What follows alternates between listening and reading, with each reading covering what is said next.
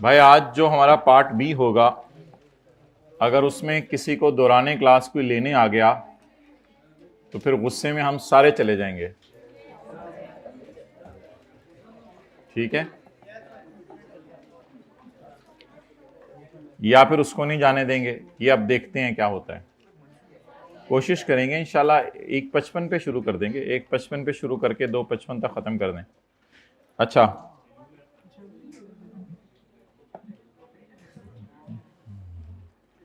Past paper question number 7 जी। क्या हुआ? बंद करवाने ज़्यादा हो जाएगी, चादर वाला सिस्टम शुरू कर लें अब।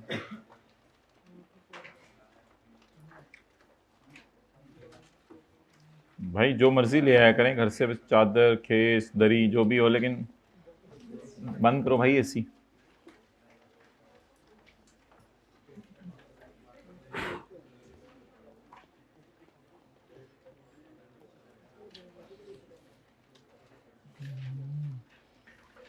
कल 16 घंटे आपको मिलेंगे, ज़रा पिछले टॉपिक से रिवाइज कर लीजिएगा, ताकि वो जो हमारा दंगल होना है फिजिकल ऑनलाइन वाला सबका, उसमें मेरी तो कोशिश है कि पता नहीं ऑनलाइन वाले आगे निकलें या आप लोग निकलें, वो तो देखते हैं अब क्या बनता है। क्वेश्चन नंबर 6 फिजिकल वालों को समझ आ रहा है ज़्यादा, ऑनलाइन वालों को आ रहा है या दीवार पार वालों को आ रहा है। Gava leasing limited has page number 148।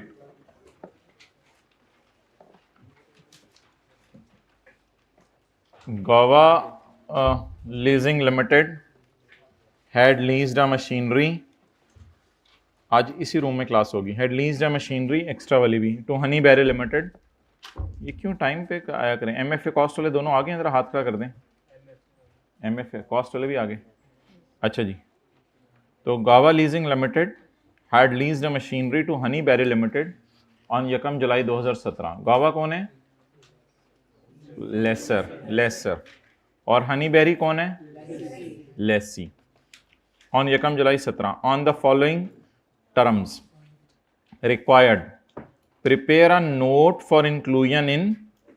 भाई थोड़ा सा अटेंटिव रहे ना, क्या कर रहे तू? आप क्या कर रहे हैं? इधर अटेंटिव रहें। प्रिपेयर नोट और notes for the inclusion in the GLL's financial statement for the year ended. याद तो करा दिया करें। कल कौन सा सवाल था? 12। अच्छा, इसका क्या बनाना था सवाल में? बैलेंस शीट मांगी थी और क्या मांगा था? Profit and loss. अच्छा, तो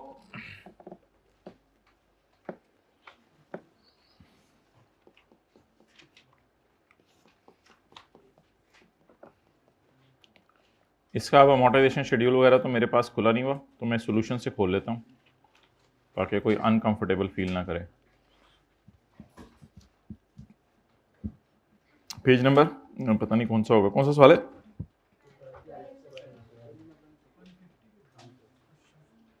सवाल कौन सा है? क्वेश्चन नंबर, बस ठीक है, आपको सोल्यूशन खोलने की जरूरत ना है।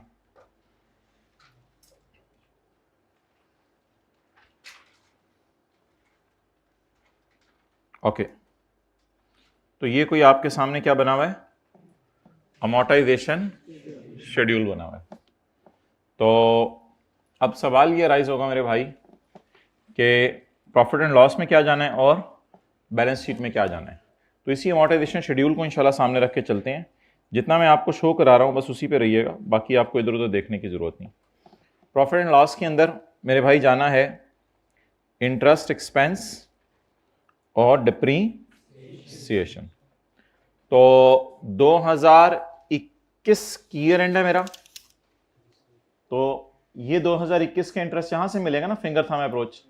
तो इंटरेस्ट एक्सपेंस बताएं 8 पॉइंट। किसी बच्चे ने पूछा था कि जर्नल एंट्रीज करके मुझे P&L बैलेंस शीट बनाना पड़ेगा या उसके बगैर? प्लीज उसके बगैर बनाना पड़ेगा। 8.18 डायरेक्ट मैं सिर्फ सब कुछ इधर से देख के करूंगा। इसके बाद डेप्रिसिएशन बोले 101 पॉइंट डिवाइडेड बाय 3 साल की लीज थी। हाँ हाँ, ये देख लेना 3 साल की लीज थी जी। जवाब नहीं, ये तो आरओयू। ओके ओके, बस अच्छा, अब मोहतरम ये बताएं कि आरओयू सिर्फ प्रेजेंट वैल्यू पे रिकॉर्ड होगा या आरओयू में कुछ और चीजों को भी डालना पड़ेगा? जितनी चीजें एसेट की कॉस्ट में ऐड होती हैं उनको डालना पड़ेगा। उसकी मैं एक सिंपल सी आपको मिसाल देता हूं, और ज्यादा परेशान होने की जरूरत नहीं। आरओयू में एक तो पीवी जाएगी, दूसरा तरतीब से सोचें, उसके बाद ट्रांसपोर्टेशन जाएगी, फिर इंस्टॉलेशन जाएगी, फिर उसके बाद लॉयर की फीस जाएगी, और अगर डी इंस्टॉलेशन करनी पड़ी तो उसकी पीवी जाएगी, क्योंकि वो आज पे नहीं होनी, वो कई सालों बाद पे होनी है।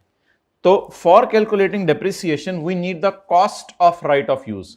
For calculating cost of right of use, so let us take a break and 101.14 it is PV plus, now come back in question, और वहां पे जो बारों बार चीजें जानी थी एंट्री में उनको आरओयू में डालना शुरू करें। तो बारों बार जरा देखते हैं क्या जाना था सवाल के अंदर। जो मैंने रेड से 2 चीजें सर्कल लगा दी थी, 5 जाना था और 4 की पीवी जानी थी। तो 5 जाना था और 4 की। अब अगर आपने यहां पीवी निकालनी है, यहां निकाल लें। मैंने असल में यह किया हुआ है कि इस सवाल के करते हुए ये वर्किंग 4 कर दी हुई है कि 101.14 जमा 5 जमा 2.85, यानी वो उसकी 4 की पीवी निकाली हुई है। लेकिन अगर आप लोग इधर ब्रैकेट में कर रहे हैं तो वो भी कर सकते हैं, कोई मसला नहीं।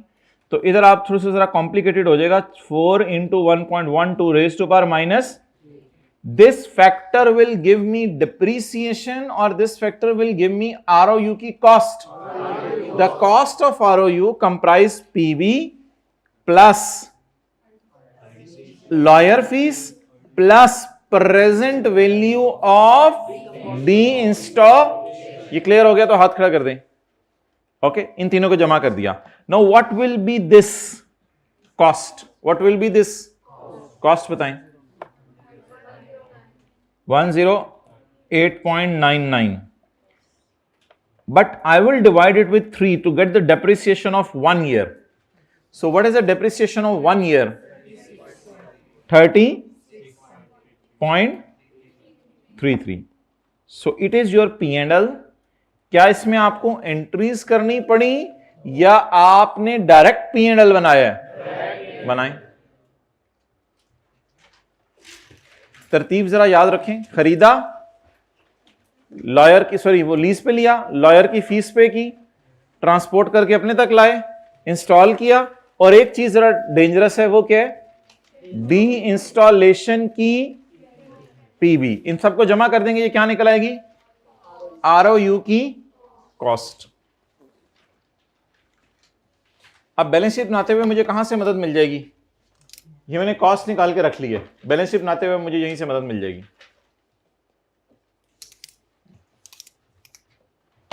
क्या किसी को याद है कि लेसी के P&L में इंटरेस्ट और डेप्रिसिएशन ही आते हैं? याद है किसी को? पहली क्लास लीज की ली थी, पहली क्लास। तो लेसी के P&L में क्या आते हैं? नहीं याद? तो फिर थोड़ा सा एक्सप्रेशन दिया करो ना, पता चल जाए मुझे। Okay, next.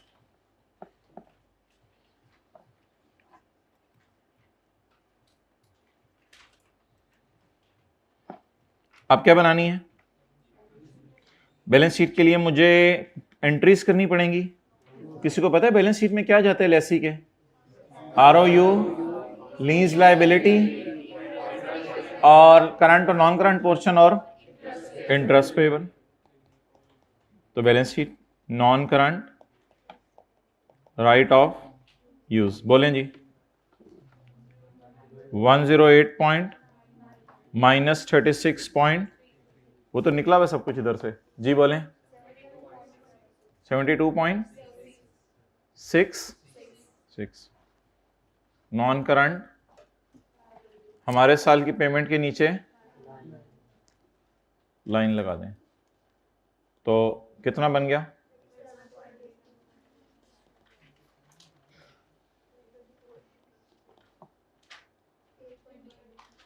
ओह ओह 8.18 खुदा का खौफ करें।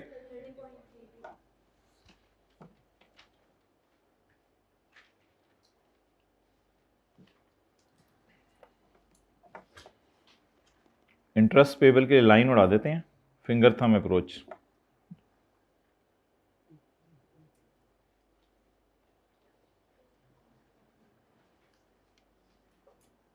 जी हाइब्रिड में सेकंड लास्ट रो बॉयज भाई थोड़ा सा अटेंटिव रहना। तो अब मुझे बताएं क्या करना है। इंटरेस्ट पेबल सवाल में नहीं आएगा अगर ईयर एंड पर कोई पेमेंट हो जाए, फिर कोई तुक ही नहीं इंटरेस्ट पेबल की। मेरे ख्याल से ईयर एंड पे कोई पेमेंट नहीं हो रही, इसलिए सवाल में इंटरेस्ट पेबल आएगा। I repeat what I have said. Obviously सादा सी बात है ना, जो साल के एंड पे कोई पेमेंट होगी तो इंटरेस्ट पेबल नहीं आएगा सवाल में, और अगर साल के एंड पे कोई पेमेंट नहीं होगी तो इंटरेस्ट पेबल आएगा सवाल में। अब मुझे बता दें मुझे किस साल का इंटरेस्ट चाहिए, ये डेट डालनी पड़ेगी। मुझे किस साल का इंटरेस्ट चाहिए? 31/12/20 का। 31/12/20 होता है 1 जनवरी 20 से 31/12/20। तो फिंगर थंब अप्रोच, मैं उठ नहीं रहा अभी बैठे बैठे, ये फिंगर है ये थंब है, तो ये 20 का इंटरेस्ट मिल जाएगा यहां से। जल्दी बता दें 20 का इंटरेस्ट यहां से मिल जाएगा। क्या ये 31/12/20 को पे हुआ? जल्दी बता दें क्या ये 31/12/20 को पे हुआ? तो सारा का सारा किधर चला जाएगा? पेबल में। क्या यही है हमारे साल का इंटरेस्ट?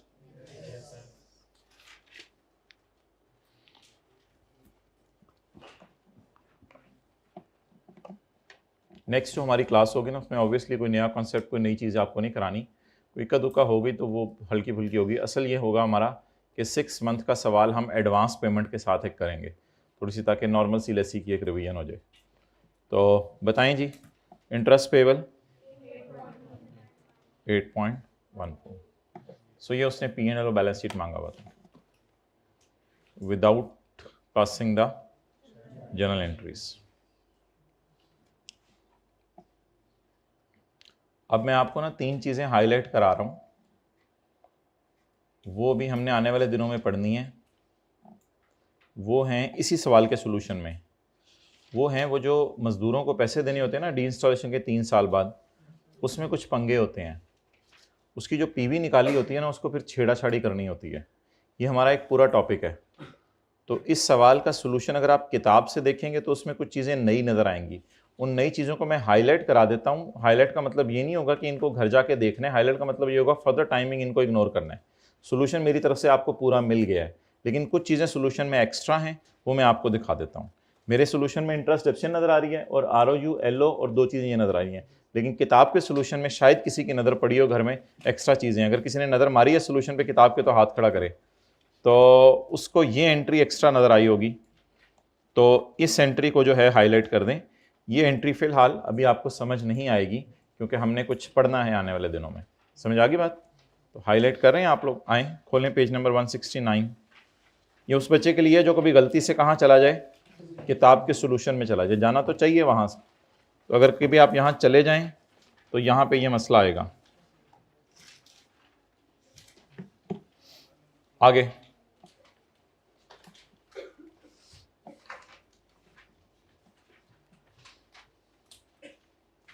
अच्छा, इसके बाद ROU non current, that is a problem child.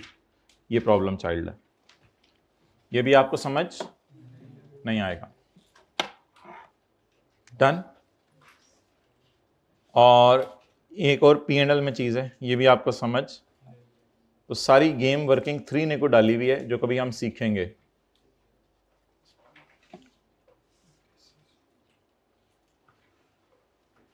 Working 3 को भी हाईलाइट कर लें ऐसे, फिर वर्किंग 3 ना कभी नज़र पड़ जाए इस पर।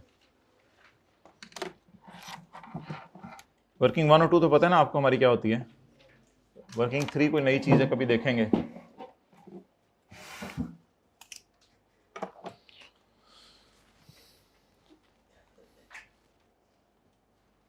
चलें जी, सवाल पे सवाल, आज सवाल पे सवाल, बस सवाल करेंगे। पास पेपर का क्वेश्चन नंबर इसमें हमने सिर्फ क्या किया, 12 का ए किया, 12 का बी किया है। 12 का बी कभी करेंगे इंशाल्लाह, ये नहीं कि 12 का बी करेंगे नहीं। पेपर तो उसके लिए आते हैं ना जिसने सब कुछ पढ़ा होता है। अब हमने तो साथ साथ लेके चलना है कि पास पेपर भी कवर हो रहे हो जो हमने क्लास में पढ़ा है, आपको तसल्ली भी हो रही हो कि हम पास पेपर से कवर कर रहे हैं। Question number 6, Gava leasing limited had leased a machinery to Honey Barrel limited on एकम July 2017 on the following terms. 2-3 सफ़े पीछे आ जाना। क्वेश्चन 6, रिक्वायरमेंट पढ़ें। Please note for the inclusion in GLL's financial statement for the year ended 30 June 2000। किस साल का note बनाने? हमारा ईयर एंड यकम जुलाई 17 को हमारा लीज शुरू हो रही है और 30 जून 18 को हमारी ईयर एंड आ रहा है, एक साल बाद। तो पहले साल का सिर्फ नोट बना के देना है।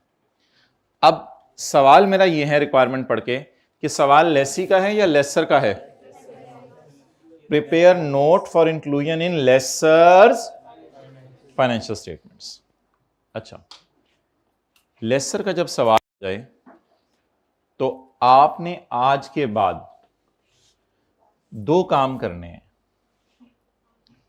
पहला स्टेप यह है कि लेसर सिंपल लेसर है यानी बैंक और लीजिंग कंपनी है, या लेसर मैन्युफैक्चरर और, ये जब डिसाइड हो जाएगा, इस सवाल के डेटा से आपको पता चल जाया करेगा, ये जब डिसाइड हो जाएगा। अच्छा, ऐसे सवालों में ना लिखा होता है कि द लेसर मैन्युफैक्चरर है या लेसर डील कर रहा है चीज़ों में, वहाँ लिखा होता है, वरना आमतौर पे लेसर बैंक और लीजिंग कंपनीज होती हैं। फिर जब ये डिसाइड हो जाए कि ये लेसर सिंपल है, फिर अगला सवाल ये देखना है कि ये ऑपरेटिंग लीज है या, उसके लिए कितने टेस्ट लगाने हैं? 5 टेस्ट लगाने। तो Gava leasing limited has leased a machine to Honey Berry. कहीं लिखा हुआ है Gava leasing limited is a manufacturer, he normally manufactures the goods and sell to customer on cash sale price at इतने। However if someone is not interested in making cash payment then Gava goes for the lease arrangement. तो फिर ये अब डेटे में भी इंशाल्लाह आपको अंदाजा हो जाना है ये कौन सा लेसर है, सिंपल लेसर है या मैन्युफैक्चरर डीलर लेसर है। सिंपल लेसर कौन होते हैं? बैंक्स या लीजिंग कंपनी। तो या ये बैंक होगा या लीजिंग कंपनी होगा। तो एक चीज डिसाइड होगी कि ये लेसर कौन सा है, सिंपल लेसर। अच्छा, अगली बात, हो सकता है अगली लाइनों में लिखा होता है ये मैन्युफैक्चरर, लेकिन मैंने सवाल पढ़ा हुआ इसलिए आपको बता रहा हूं। अगली बात, अब 5 टेस्ट लगा के देखने ये लीज फाइनेंस है या ऑपरेटिंग। उसके लिए एक दफा सवाल को पढ़ लेते हैं। लीज 3.5 साल की है, किराया हर 6 महीने बाद पे होना है। तो मेरे ख्याल से 1 2 3 4 5 6 7 किराए पे होंगे। सेमी एनुअल है ना किराया, तो 2 जमा 2 जमा 2 6 किराए 3 सालों में, और 7 किराए बन गए। 7 दफा हमें लिखना पड़ेगा 48। The lease contains an option to extend the lease term by 1 point, यानी फिर टोटल लीज टर्म कितनी बन गई? 5 साल। 1.5 साल लीज बढ़ाएंगे। Each semi annual rental is extended will be 15 million. Each semi annual rental फिर कितने का होगा? 15 मिलियन। तो सादा सी बात, पहले 7 किराए 48 के होंगे और अगले 3 किराए 15 के होंगे। रिसीवेबल इन एरियर्स, एरियर में रिसीवेबल होंगे। तो इसी तरह का मैंने सेमी एनुअल सवाल कराना है एडवांस के पेमेंट के साथ। उसमें कुछ बच्चे बैलेंस शीट पीएनएल बनाते हुए गलती कर देते हैं, लेकिन वो बहुत ज़्यादा सिंपल सवाल होगा अगली क्लास में। It is certain that we will exercise this. ये परचेज ऑप्शन है या एक्सटेंशन ऑप्शन है?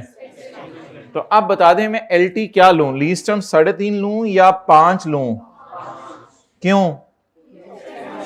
कि सर्टेन है कि लीज एक्सटेंड होगी। इंटरेस्ट रेट छुपा हुआ in the lease is, useful life is, यहीं से पता चल गया फाइनेंस लीज है 5/6। कई दफा बारो बारी सवाल में चलते चलते ऐसे ही पता चल जाता है। 5/6 is greater than 70। Is lease term a major part of economic life? So it is a, इक्का दुक्का सवाल से अगर पता चल जाएगा तो फिर छिक के रखा करें आगे। एक सवाल का भी जवाब यस आ गया तो लीज क्या बन गई? अगला, the UGRB at the end of lease term is 20 million. तो यूजीआरबी कितनी है लीज के एंड पे? 20 मिलियन। जीएलएल इनकर्ड, यूजीआरबी का क्या मतलब होता है कि लीज के एंड पे एसेट वापस हो जाना है या खरीद लेना है? मैंने आपको बताया था यूजीआरबी जीआरबी का मतलब क्या होता है, ये कब एग्री होती है एग्रीमेंट में? जब एसेट वापस आना हो। तो ये एसेट रिटर्न हो जाना है 5वें साल के एंड पे। ये बात तो मैंने आप इंप्लाइड बताई थी आपको। 5वें साल के एंड पे लेसी ये एसेट इंशाल्लाह वापस कर देगा लेसर को जाके। 6ठा साल पे लेसर जो मर्जी करे इसका। GLL incurred direct cost of 10 million. अच्छा ये डिसाइड हो गया, फाइनेंस लीज है। Sorry to say finance lease की मैंने आपको आईडीसी नहीं पढ़ाई, लॉयर फीस, क्योंकि ये एक बड़ी लंबी बहस है जिस पे आधा पौना घंटा लगेगा किसी दिन। तो ये बारों बार ना जर्नल एंट्रीज में जानी है। ये तो चले बोल ही सकते हैं ना, इस तरह का फिक्रा सुना मैं कभी। बाकी लॉयर फीस भी बारों बार कहाँ जा रही थी? वर्किंग 1-2 में तो रूट नहीं हो रही थी। और आज मेरे से मांगा क्या उसने? नोट मांगा है। तो इंशाल्लाह पर टेंशन ना लें, इस फिगर को इंशाल्लाह हम इग्नोर करेंगे, टेंशन ना लें इसको। अगर कभी एंट्रीज आई तो बारों बार इनको एंट्रीज में ले जाएंगे। तो इसको बारों बार जनरल एंट्रीज में लेके जाएंगे। कैसे लेके जाएंगे, कब लेके जाएंगे? वो जिस दिन हम फाइनेंस लीज की लॉयर फीस पढ़ेंगे उस दिन। और ये तो बिजनेस के जनरल ओवरहेड्स हैं, इनको अगर एंट्रीज भी मांगी हुई तो क्या करना है? इग्नोर करना है। ये तो बिजनेस के जनरल ओवरहेड्स हैं, ये होने ही होने थे अगर ट्रांजैक्शन होती, या कोई इंक्रीमेंटल का अगर लफ्स लिखा हो तो फिर उस पर बहस हो सकती है। लेकिन ये जनरल ओवरहेड्स बस लिखे हुए तो ये तो होने ही होने थे, चाहे लीज होती या ना होती। तो इसको तो एंट्रीज में भी इग्नोर कर देंगे तो बेहतर है। अच्छा, अब जब डिसाइड हो गया कि सिंपल लेसर और फाइनेंस लीज है, तो नोट बनाने के लिए हमें तो कोई एफर्ट करने की जरूरत नहीं। हमारे पास तो चीज़ें मौजूद हैं, हम जाके नज़र मार लेते हैं कि हमने क्या करना है। लेसर कौन सा है? चलिए 5 टेस्ट किसी ने लगाने हैं तो लगा ले। पहला टेस्ट, क्या 5वें साल के एंड पे 6ठे साल के लिए एसेट मिल जाएगा? नो। क्या 5वें साल के एंड पर मार्केट प्राइस से कम पैसे देके एसेट मिल जाएगा? नो। क्या मैं एलटी को डिवाइड करूं यूजफुल लाइफ पे तो जवाब 75% या उससे ज्यादा आ रहा है? बस आगे जाना छोड़ें। बस जैसे ही जवाब यस आ जाए तो आगे जाना छोड़ दें, क्योंकि नीचे ये तो नहीं लिखा हुआ डिस्कस फाइनेंस ऑपरेटिंग, फिर तो आगे भी मैं जाता। तो मेरे ख्याल से ABCD की कोई ज़रूरत नहीं और E की कोई ज़रूरत नहीं, सवाल ही पूछने की ज़रूरत नहीं। डी में तो वैसे ही बहुत टाइम लग जाता है, पीवीज निकालनी पड़ती हैं, फिर उसको फेयर वैल्यू से डिवाइड करना पड़ता है। तो वो स्यापा कर लेते अगर इसका जवाब क्या आता? नो आता। लेकिन यहीं पे जवाब क्या आ गया? तो lease is for a major period of economic या useful life, therefore it is a, because answer to any of the questions is yes. तो अब अगर हमें भूल गया हुआ है कि लेसर कौन था, तो कोई बात नहीं, जाके देख लेते हैं।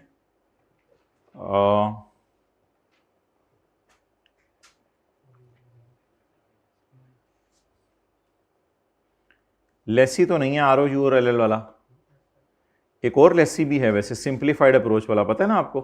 ये टेबल मैंने कभी दिखाया नहीं, लेकिन आपको किसी दिन दिखा दूंगा लेसी का, गया और खर्च हुआ। तो ये लेसी एक होता है ना, लो वैल्यू एसेटों से चॉइस जहाँ अवेलेबल होती है।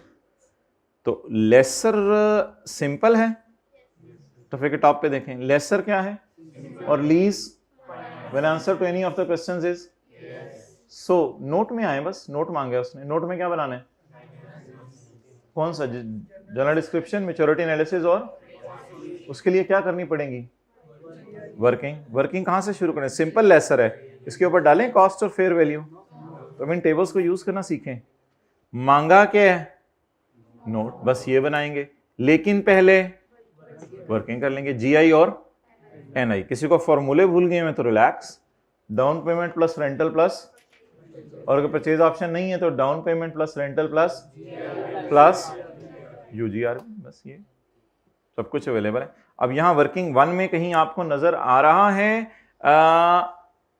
लॉयर फीस, या लॉयर फीस कभी देखेंगे क्या करना है? कभी देखेंगे क्या करना है लॉयर फीस का, कभी देखेंगे क्या करना है। तो फिलहाल लॉयर फीस बारों बार कहां जानी है? जनरल एंट्रीज में। कितने लोग कंफर्टेबल फील करें? आप जरा थोड़ी सी एक रिदम बन गया चीजों का, और ये वर्किंग करनी है और ये वाला नोट बनाना है। तो जो भी सवाल हो पहले डिसाइड कर लिया करें कि इनमें से कौन सी कैटेगरी में गिर रहा है, उसके बाद सवाल करना क्या मुश्किल है, आप बताएं। वर्किंग वन, ग्रॉस इन्वेस्टमेंट, जुबानी याद होगी फिगर्स। पहला किराया कितना था? 48 था। कितने साल?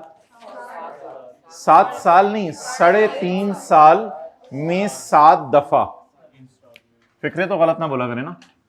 48 इंटू 7 दफा, 3.5 साल में 7 दफा। और फिर आगे तो किराया काफी कम हो जाने, 15, 1.5 साल में 3 दफा। जीआई जरूर निकालें आप, जीआई जरूर निकालें, एनआई जरूर निकालें, फिर इंटरेस्ट निकाल के हमने नोट बनाना है ना असल में। नहीं, प्रॉपर आप फॉर्मूला लिखें, प्रॉपर फॉर्मूला लिखें। GI is equal to LP plus, आज की क्लास में आपको पता चलेगा यूजीआरबी क्यों इंपॉर्टेंट है, लेकिन इस सवाल में नहीं, अगले सवाल में। LP sum of down payment plus rental plus GRB plus UGRB. हमारे सवाल में डाउन पेमेंट नहीं है, जीआरबी नहीं है, सिर्फ रेंटल है और यूजीआरबी है। मुझे कैसे पता चला? ये फॉर्मूला इस सवाल में यूजीआरबी दी हुई थी, परचेज ऑप्शन की प्राइस नहीं दी हुई थी। जी बोलें। डाउन पेमेंट छोड़े, बस ऐसे पूरा ही लिखवा दें। बल्कि आप ऐसा करें, आप ये करके एनआई निकालें और एनआई निकाल के एंड के ऊपर जो है वो वर्किंग टू करें। 1 मिनट लगाएं। पहले वर्किंग टू तो नहीं खोलनी किसी ने एनआई निकालने के लिए, खोलनी है तो वर्किंग टू खोल लें। वर्किंग टू खोल के इंस्टॉलमेंट्स प्लॉट कर दें।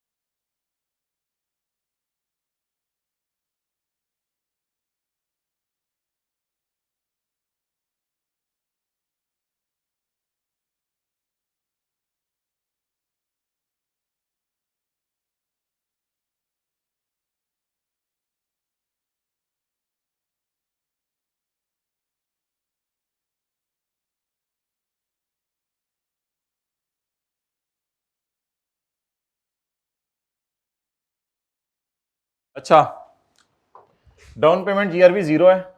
छोटा छोटा करके अगर आप कहते हैं मैं 0 तो 0 लिख देता हूं। 48 इंटू जमा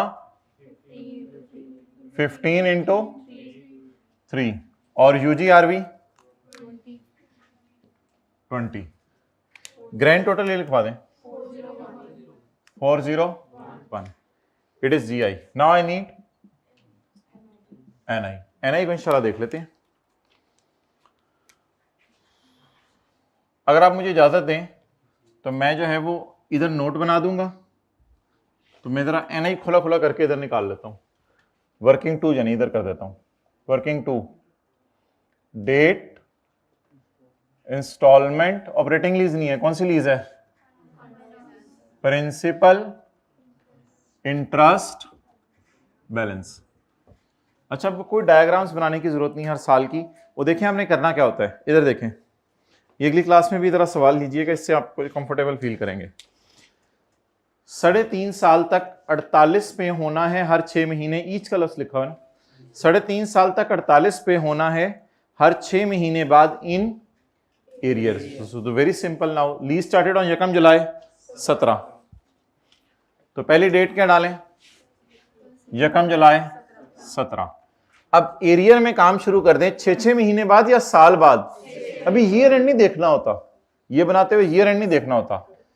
31/12/17। कोई है बंदा इधर बैठा हुआ पहली रो में, वो जो बैठा होता था, तो उसने बस मुझे रोक देना जब 7 हो जाए पूरी। 30 जून 31/12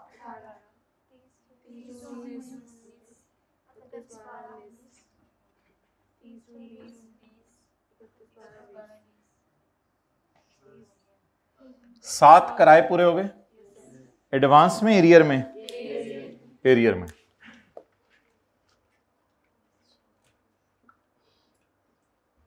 सबर 1 मिनट। अब कितने किराए और डालने हैं? 3। 30 जून 21, 31/12/21, 30 जून 22, 15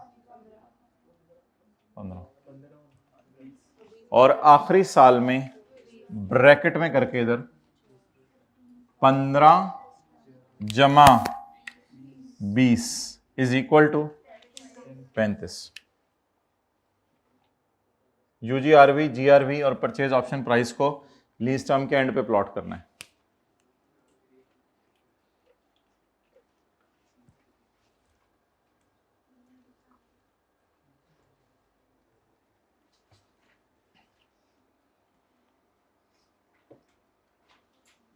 अब नोट कर लें यहाँ तक। पूरा अमोर्टाइजेशन शेड्यूल तो नहीं बनाना हमने इंशाल्लाह, वो हम कर लेंगे कुछ ना कुछ इसका हल, कोई 1-1.5 साल बना के ख़त्म कर देंगे बस। लेकिन ये अगर सारा लिख लें तो ठीक है, बेहतर है। कल क्लास वर्क वाले सवाल घर में किए थे, ज़रा हाथ खड़ा कर दें यार, कर लीजिएगा। ये अब आ रहा है कल मंडे जो संडे जो आपका जो भी बन रहा है, तो कर लें अभी रिवाइज, फिर लीज ऐसे टफ टाइम ना दे। ये एक मौका समझ लें, बड़ा इंपॉर्टेंट है लीज़ का सवाल। भाई आता है सवाल लीज़ का, तो ऐसा ना हो कि कहीं मसला हो जाए, तो इसलिए प्लीज़ अब कवर अप कर लें चीज़ों को। ओके चलें जी।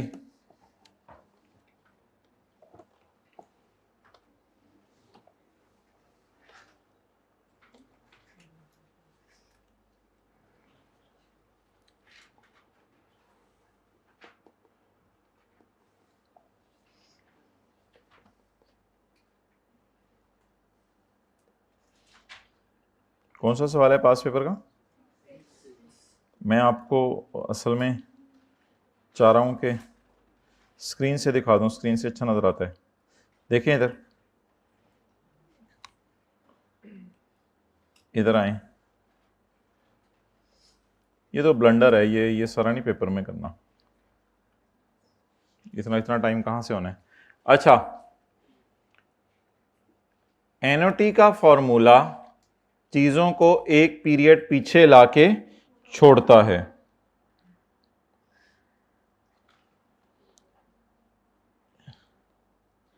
मेरे ख्याल से इस 48 के साथ तो कल ब्रैकेट वाला काम नहीं करना पड़ेगा।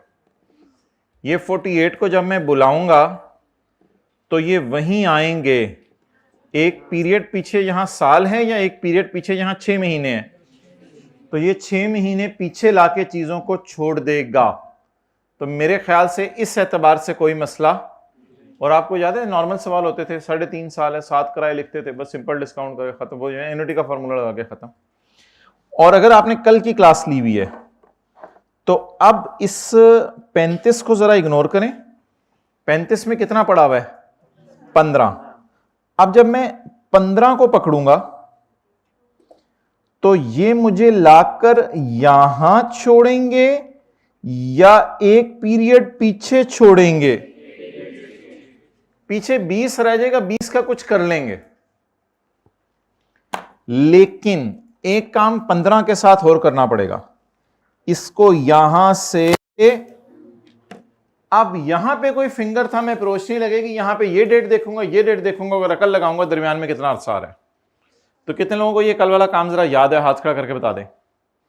तो अब बताएं क्या करूं। 48 को जब मैं बुलाऊंगा तो जब जहां आके वो खड़ा हो जाएगा उसको फर्दर डिस्टर्ब करने की जरूरत है या ऑलरेडी रिक्वायर्ड डेस्टिनेशन पे पहुंच जाएगा?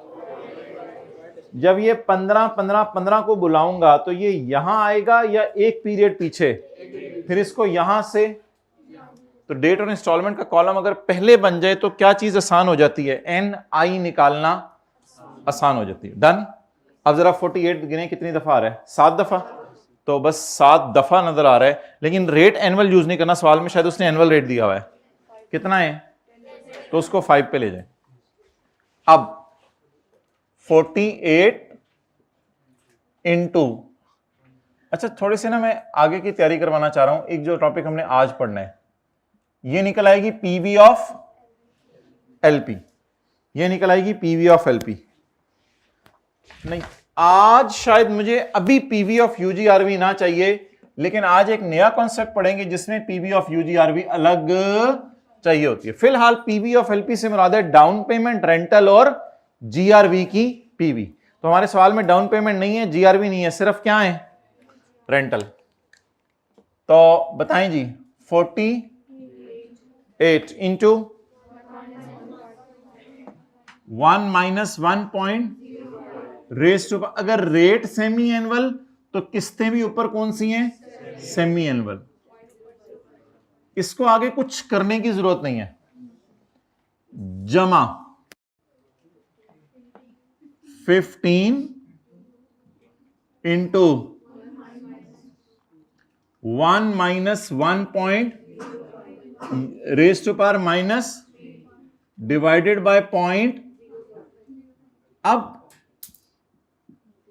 इसको किस में ले लें?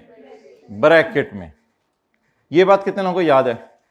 इसको ब्रैकेट में ले लें और इसको ब्रैकेट में लेने के बाद आप बता दें इसको कितने 6 महीने पीछे बुलाना है, इसको कितने 6 महीने पीछे बुलाना है। ठीक है। अब सिर्फ 1 जुलाई 17 से 31 दिसंबर 20 तक रिलैक्स होके देखें, बिल्कुल रिलैक्स होके। 17 का आधा साल, 18, 19, 20 का पूरा साल, कितने साल हो गए? 3.5 साल में कितने साल आते हैं? 3.5 साल में कितने 6 महीने आते हैं? 3.5 साल में कितने क्वार्टर आते हैं? 1 साल में 4, 2 साल में 8, 3 साल में 12, 14 और फिर 13, 14। समझ आएगी बात? तो क्या आप बता सकते हैं 3.5 साल में कितने साल आते हैं? 3.5 साल में कितने 6 महीने आते हैं? 7। तो फिलहाल इसी पर रुक जाए। 3.5 साल में कितने 6 महीने आते हैं? 7। तो इसको कितनी दफा पीछे बुला लें? 7 दफा। डन हो गया। अब ये फड्डा है जिन्होंने कल वाली क्लास नहीं ली हुई, तो ये एक हम मल्टीप्लाई करने लगे। Multiplied by 1 point raise to power minus, यानी इस पूरे के जवाब को, जो इन तीनों का जवाब यहां पे है, इससे यहां बुलाने लगे। इस काले को मैं जमा करूंगा तो क्या आ जाएगी? PV of. लेकिन मुझे एक और चीज चाहिए होती है सवाल में, क्या? PV of UGR. अच्छा, किसी को फॉर्मूला याद है लेसर का? अभी दिखाया एक सफे पे। Lease payment plus and lease payment comprise of plus rental plus down payment और जीआरवी। आज हमारे सवाल में पीछे क्या बची हुई है? सिर्फ यूजीआरवी। अच्छा, इसको तो अब सादा तरीके से, पीछे 20 रह गया, इधर जरा साल गिने, 30 जून 18 नहीं यहां देख के मत गिने, वैसे ही जबानी जहन में 30 जून 18, 30 जून 19, 30 जून 20, 30 जून 21, 30 जून। सर खुदा के लिए यूजीआरबी में इन चक्करों में ना पड़े, हमें पता है ये लीज टर्म के बराबर होती है, तो हमें पहले ही पता है 5 साल है, ऐसे क्यों गिन रहे हैं 5 साल? हमें तो पहले ही पता है, क्योंकि जीआरवी, यूजीआरवी और परचेज ऑप्शन की प्राइस हमेशा लीज टर्म, तो 5 साल है। लेकिन मैं रेट 6 महीने वाला यूज कर रहा हूं, 5 साल में कितने साल आएंगे? 5, ऐसे बोले 5। अच्छा 5 साल में कितने 6 महीने आएंगे? अब इसको 10 टाइम्स क्या करना है? पीछे बुलाना है। तो सिंपल सा तरीका, एक 20 है या कई 20 है? एनओटी का फॉर्मूला या सिंपल फॉर्मूला? जमा 20 इंटू नहीं 1.1 रेज टू पावर -5 करने की जरूरत नहीं है, इधर भी रेट सेमी एनुअली लगाए। आप पूरे सवाल में कौन सा रेट लग रहा है? तो इधर भी रेट सेमी एनुअली। आप बताएं 20 कितने 6 महीने बाद है? 10 6 महीने बाद या 5 साल बाद, लेकिन 10 6 महीने बाद। रेज टू पावर माइनस, दोनों का अलग अलग टोटल ना करें, कभी किया किसी और टॉपिक में, दोनों का अलग अलग टोटल ना करें, बस ग्रैंड टोटल बता दें। 3 1 9। What is this? NI. So what we learned in this question, nothing except a revision of discounting. Discounting की रिवीजन की है बस हमने। सारे कैलकुलेटर पे ये फिगर निकालें जरा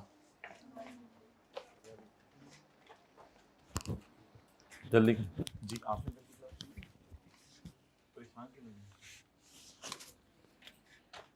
होमवर्क किया था कल? दोबारा जाके सारा चलिए।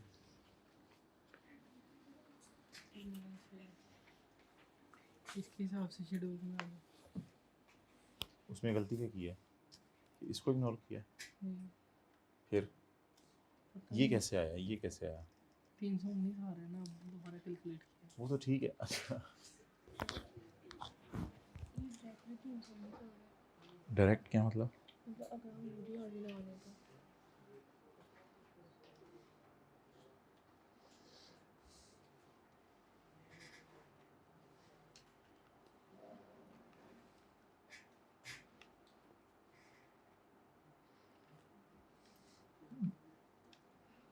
ये तो आपने देखें, ये वाला जो है ना, दिस इज़ ब्लेंडर, वो तो इत्तेफाकन पता नहीं क्यों आ गया ऐसे। ये ब्लेंडर है, इसको आपने तीन दफ़ा पीछे बुलाया है। तो जब 3 दफ़ा पीछे बुलाया तो ये 31 12 20 पे खड़ा हुआ है। इसको फर्दर नहीं आपने पीछे बुलाया, इसको फर्दर पीछे बुलाएं, वो जो ब्रैकेट वाला फैक्टर लगा के, समझ आई? तो इसको बुलाएं। तो मैंने तो अलग अलग किया सारा, आप इसको 7 दफ़ा पहले पीछे बुलाएं, फिर यूजीआर भी डालें, फिर भी 319 आने। वो तो इत्तेफाकन पता नहीं क्यों आ गया, वो गलती समझ आ गई। आपने कैलकुलेटर में सॉल्व करते हुए गलती ये की है कि इन तीनों को इधर ही ला के छोड़ दिया है, हालांकि इन तीनों को पीछे भी बुलाना है।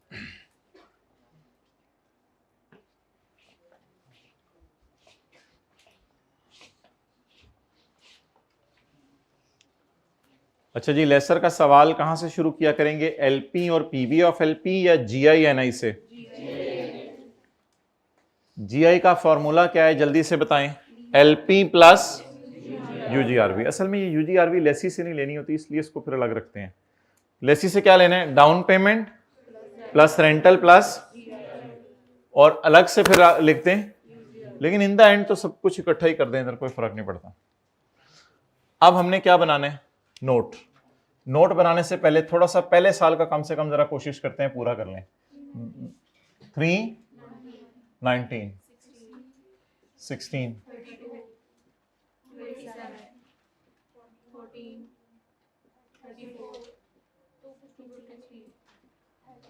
तो 53। नहीं, बैलेंस शीट तो नहीं मांगी हुई कि अगले साल भी पूरा करें। हाँ, अगर अगला साल मांगा फिर वो बैलेंस शीट बनानी पड़ती, समझ रहे हैं? बैलेंस शीट में फिर अगले साल की पेमेंट सही होती है ना, करंट नॉन करंट। तो अगर ज़रूरत पड़ी तो और बढ़ा लेंगे, फिलहाल अपने साल का बना के मैं छोड़ रहा हूँ। ज़्यादा से ज़्यादा अपने साल की रिक्वायरमेंट से 1 साल का और बना लिया करें जी। टोटल इंटरेस्ट कितना है? Interest GI NI 82। अब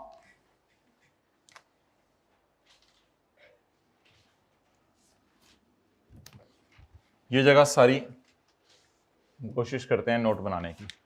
अब ये सवाल की मेन रिक्वायरमेंट है। कंपनी का नाम मैं तो लिख नहीं रहा, मेरे पास जगह नहीं है। प्रॉपर नाम बताएं कंपनी का। GLL notes to the financial statements for year ended 23 June जी। नोट नंबर 7 फाइनेंस 7.1 अंग्रेजी 7 मैच्योरिटी एनालिसिस। नोट बनाने के लिए ईयर एंड देखना बहुत जरूरी है। ईयर एंड बताएं कौन सा है? 30 जून 2018। 30 जून 18 का नोट बनाने के लिए हमारे साल की पेमेंट के नीचे लाइन लगा दें।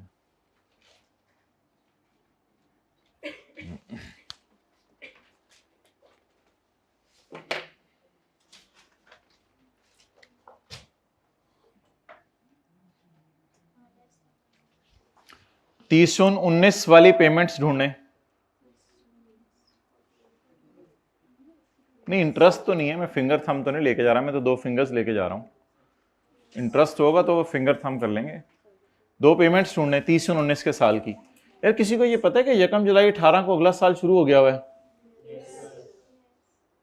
खासतौर पे जिन्होंने टैक्स पढ़ा होता है वो तो यूज टू थोड़े से होते हैं। 1 जुलाई 18 से 30 जून 19 अगला साल शुरू हो। तो आपको ये फील हो रहा है कि ये पेमेंट जो है वो 1 जुलाई 18 से 30 जून 19 में ही हो रही है। वैसे भी सेमी एनुअल रेंटल तो साल में दो रेंटल ही घुसाने हैं। तो 30 जून 18 के लिए लेस देन 1 ईयर कौन सा है? 30 जून 19। जरा साथ साथ फारिग करता रहूं मैं, कोई गड़बड़ ना हो जाए बीच में। साथ साथ फारिग करता रहूं। ये क्या हो गया? 30 जून 20 है ये, क्योंकि ये 1 जुलाई 19 को शुरू हो गया होगा ना, तो 30 जून 20। तो इसको भी फारिग कर दें। 1 2 ईयर्स। फिर 30 जून 21 पूरा बोला करना है पेपर में, उसके अंदर वाली सारी पेमेंट्स उठानी होती है ना। फिर 30 जून 21 वाले साल में कितनी पेमेंट्स हो रही हैं? 2। तो ये क्या बन गया? 2 हो इंटरेस्टिंग। 48 + 15 और 30 जून इस तरह कर लें 15 + 15। असल में UGRV को ले लें, लेकिन कहीं और भी आना है ना इसने, इसलिए फिलहाल इसको उठाने की जरूरत नहीं है।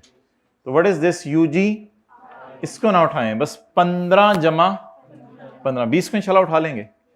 ये क्या बन गया? 30 जून 22। यहां तक जिन लोगों को समझ आ गया जरा हाथ खड़ा कर दें। Okay,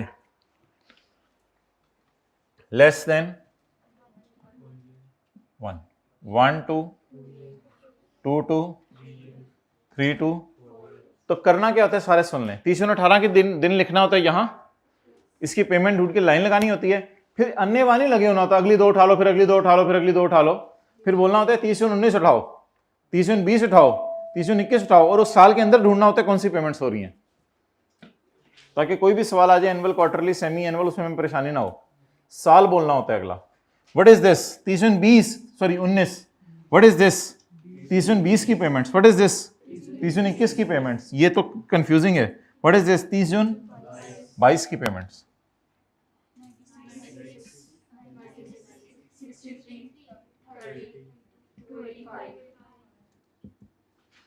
total lease receivable.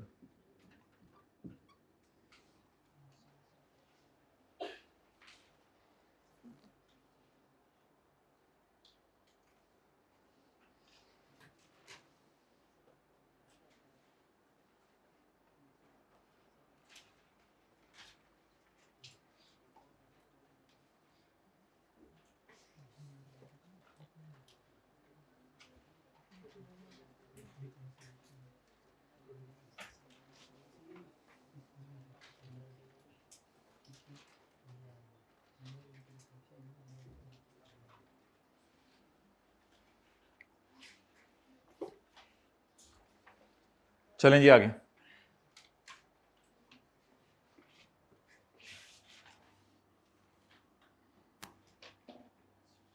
अब क्या बनाने हैं? 7.3 reconciliation, total lease receivable. And पे देखने हैं नहीं मैच मूच की है, नहीं कोई परेशान होने की जरूरत नहीं, बाकी चीजें सही कर दे, यानी कि टेंशन ना लें लिया करें, बाकी चीजें सही कर दिया करें। टोटल लीज रिसीवेबल 285, यूजीआरवी 20, तू आजा, मैं भी कह रहा था सारे ले गए, मैनू छट गयो, किसको छोड़ा करना है? फिर इसके लिए नई लाइन, पूरी सीट अलग, इसके लिए 20। मुझे, मैं आपको कह रहा था ना आज पढ़ाना है, अब मैं सोच रहा हूँ आज ना पढ़ें, जरा फ्रेश होके ना उसके बाद पढ़ेंगे, जिसमें यूजीआरवी को जरा तरीके से देखना है। तो ठीक है, फिलहाल अभी सवालों के अंदर आप सबको इकट्ठा ही कर दिया करें जी। बोलें 305। What is this? Gross investment. ये क्या मतलब है? ग्रॉस इन्वेस्टमेंट यहाँ 305 आ रही है, यहाँ ग्रॉस इन्वेस्टमेंट 401 आ रही है, कौन सी वाली सही है? वो लीज के पहले दिन वाली है, ये 30/18 की है, तो फर्क तो होना है। जीआई किस दिन की?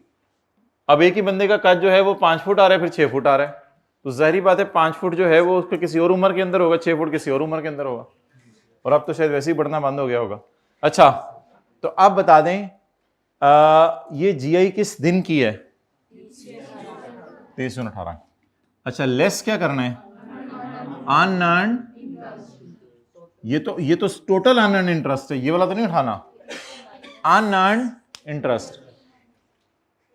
यहां पे उंगली रख के क्या सवाल पूछूं? हाथ खड़ा करके बताएं, हाथ खड़ा जी जी, और कोई बोले, आसान करें इसको जी जी, एक्सेलेंट, 2-3 लोगों ने बोला है। कितना P&L में चला गया? 30/18 तक कितना P&L में? इसके लिए लाइन शाइन नहीं चाहिए होती। 30/18, oh we are very lucky, सवाल एरियर का चल रहा है, ये सबसे आसान सवाल होता है कि एरियर का सवाल हो और हमारे ईयर एंड से मैच कर रहा हो। तो 30/18 का इंटरेस्ट पहले 6 महीने का, ये जिन्होंने टैक्स पढ़ा हुआ है ज्यादा वो देखें, यकम जुलाई 17, पहले 6 महीने होते हैं 30/18 के, पहले 6 महीने का ये और अगले 6 महीने का 30/18 का इंटरेस्ट 30/18 के P&L में जा, 30/18 का इंटरेस्ट 30/18 के P&L में जा चुका है। अब मुझे बता दें कि मेरे लिए ये दोनों क्या हो गए? अर्न, और ये वाला और इधर वाला, इधर वाला, इधर वाला, वाला वाला, इधर वाला, इधर वाला, ये सारे चलें जी। शेड्यूल पूरा करें ताकि अनअर्न को जमा करूं मैं। एक तरीका है कि अर्न्ड और अनअर्न्ड का टोटल कितना है? 82। तो 82 minus earned is equal to, यह सेकंड ऑप्शन, इसके टेबल पूरा कर लें, दोनों में से जो मर्जी कर लें। अच्छा जी, सो टेलीफोन माइनस एलिफेंट जो हम बोलते होते हैं, टोटल माइनस अर्न, टोटल कितना है? माइनस, नहीं -13 नहीं ना, -16 -14,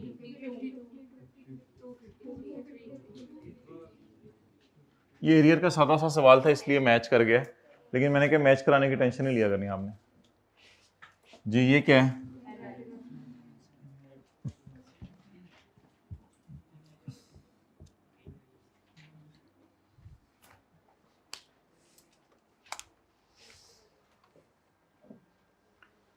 What we learnt new till now? Discounting की रिवीजन हुई है, so it was not new.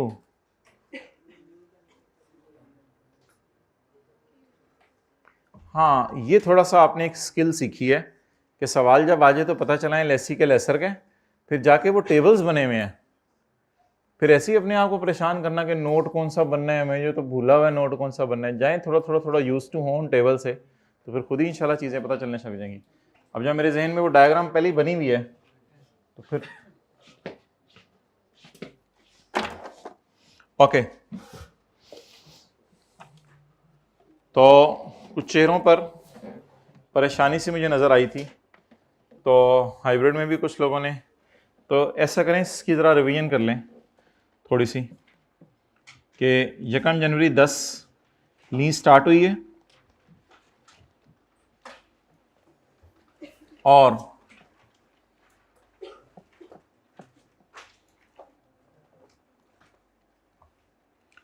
Two years तक सेमी एनुअल रेंटल्स हैं, 2 ईयर्स तक सेमी एनुअल रेंटल्स हैं,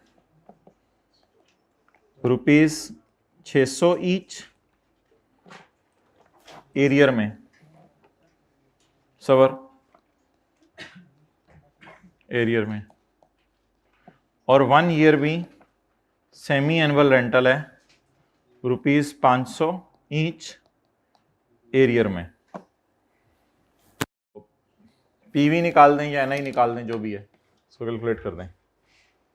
रेट कर लें 12%, रेट 12%। चलें ये जल्दी करें। पीवी निकाल दें या एनआई निकाल दें, जो भी है।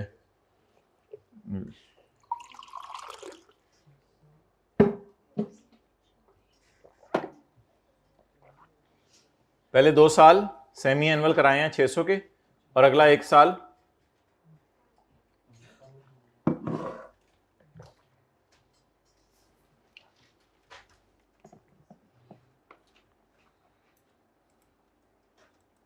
हाथ खड़ा कर दें, कैलकुलेट हो गया तो। हाइब्रिड प्लीज हाथ खड़ा कर दें, कैलकुलेट हो गया तो। जैसे ही तीनों क्लासों में कैलकुलेट करें हाथ खड़ा कर दें, खड़े हो जाए अपनी सीट पे।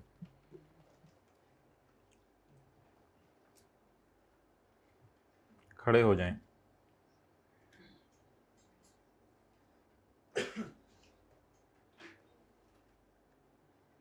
जी, एक भाई ने हाथ खड़ा कर दिया। और जी कोई? हाइब्रिड प्लीज, और कोई हाथ खड़ा करें। किसी ने नहीं खड़ा किया? 2 और? आपने भी कर ली? 3। ऐसे जरा हाथ खड़ा किया।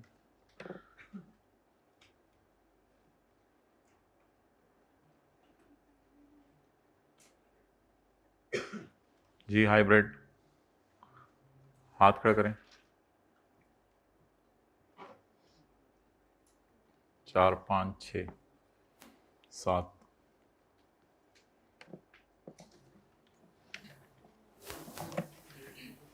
First of all relax and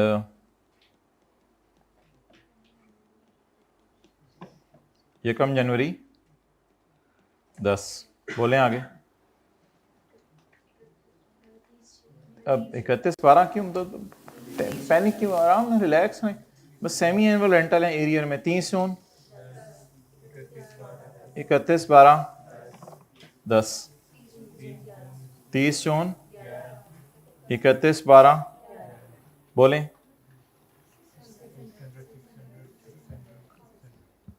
दो साल पूरे हो गए।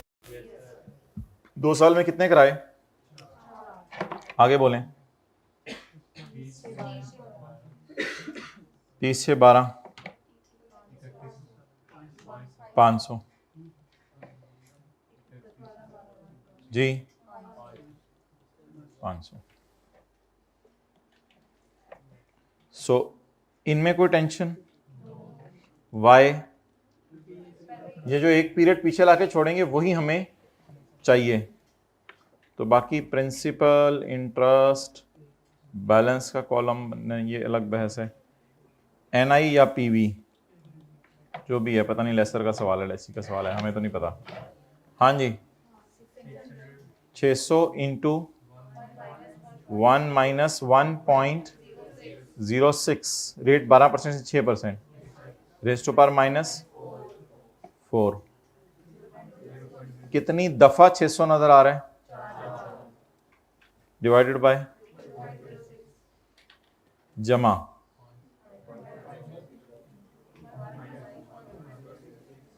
फिलहाल ये तो करें ना।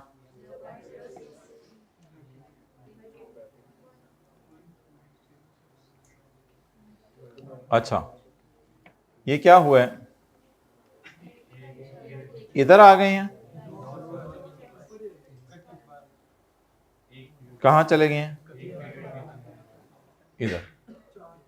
अब ना बोले पूरा 10 पूरा 11, क्या बीच वाली डेट्स देख रहे हैं या सिर्फ इन दोनों को देख रहे हैं? बोले पूरा 10 पूरा 11। 2 साल में कितने साल आते हैं?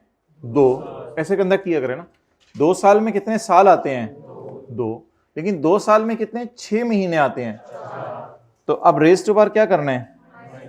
अब ये स्क्विच फ्राई की थी जो कल की थी, इस पूरे को ब्रैकेट में लेके into raise to power minus. अब ये 4 दफा नहीं बुला रहे, 4 6 महीने पीछे बुला रहे हैं। 4 दफा नहीं है, यानी 4 पेमेंट्स नहीं है 500 की। 500 की जो वैल्यू आई है उसको 4 दफा पीछे बुला रहे हैं। जब आप ग्रैंड टोटल 28, हाथ खड़ा करें, यही आया था 2805। ठीक है भाई, आपका 2805 आया था।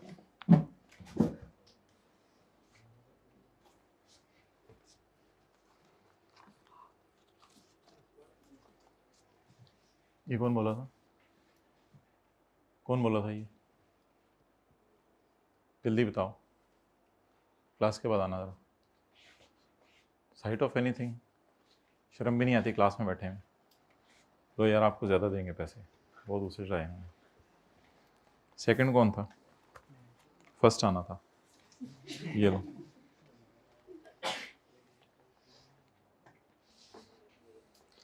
रशीद तू भी पहले कभी कैलकुलेशन कर लिया कर, मुझे कम से कम, चलो मुझे फख्र हो कि मैं तेरे साथ बैठा हूँ।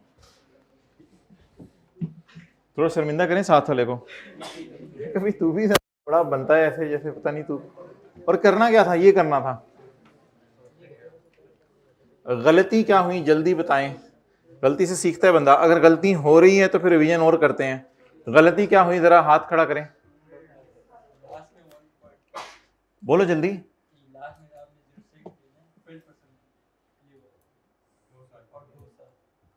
इसको क्या कर दिया था? ये तो फिर इतना ही तकरीबन आ रहा होगा, इससे कोई फर्क नहीं पड़ता, ये चलेगा। ये गलती नहीं थी। और कोई गलती किसी ने की हो? गलती किसी ने की हो भाई, पता तो चले ना गलती क्या हो रही है, बता दें। और रिवीजन की जरूरत है या कुछ और शुरू करें? कुछ और शुरू करते हैं बस, ठीक है। ये जरा डिस्काउंटिंग में थोड़ा सा ध्यान रखना है चीज़ों का। पार्ट बनाओ दूसरा।